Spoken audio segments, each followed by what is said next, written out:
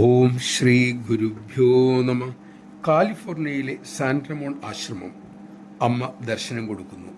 ഒരു കൗമാരക്കാരൻ അമ്മയ്ക്കരികിലുള്ള പൂർണ്ണാമൃതാനന്ദപുരി സ്വാമിക്കരികിൽ വന്നു നിന്നു. അവൻ്റെ മുഖഭാവം കണ്ട് അദ്ദേഹം ചോദിച്ചു, അമ്മയോട് വല്ലതും പറയാനുണ്ടോ? ആ മിടുക്കൻ സ്വാമിയുടെ ചെവിയിൽ പറഞ്ഞു, എനിക്ക് അമ്മ കാളിയുടെ മന്ത്രം തരുമോ? അമ്മയോട് സ്വാമിജി പറഞ്ഞു. അമ്മ തിരക്കി, മോന് കാളിയെ അത്ര ഇഷ്ടമാണോ? അവൻ തലകുലുക്കി.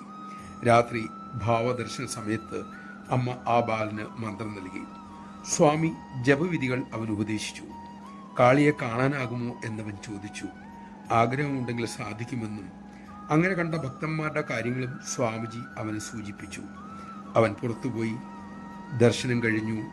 അമ്മ മക്കൾക്ക് പുഷ്പവർഷം നടത്തുന്ന സമയമായി. അപ്പോൾ ഒരാൾ ഓടിക്കതച്ച് സ്വാമിക്കരികിൽ വന്നു. അദ്ദേഹം പറഞ്ഞു, സ്വാമി, മന്ത്രം ലഭിച്ച ആ കുട്ടി ബോധമില്ലാതെ ചെടികൾക്കിടയിൽ കിടക്കുന്നു. അമ്മയെ അറിയിക്കണേ. സ്വാമിജി അമ്മയ്ക്കരിയിലെത്തി. അമ്മ പുഞ്ചിരിയോടെ സ്വാമിയെ നോക്കി. അതിൽ നിന്ന് തന്നെ അമ്മയെല്ലാം അറിഞ്ഞു എന്ന് അദ്ദേഹം മനസ്സിലാക്കുകയും ചെയ്തു. ഇതിനിടയിൽ രണ്ടുപേർ കുട്ടിയെ എടുത്തുകൊണ്ടുവന്നു. അമ്മ അവൻ്റെ മുഖത്ത് തീർത്ഥം തെളിച്ചു. അവൻ കണ്ണു തുറന്നു. ബാലന്റെ ശിരസിൽ അമ്മ പുഷ്പവും വിതറി. ഈ സമയത്ത് ഭക്തജനങ്ങൾ ഭജന ലഹരിയിലായിരുന്നു.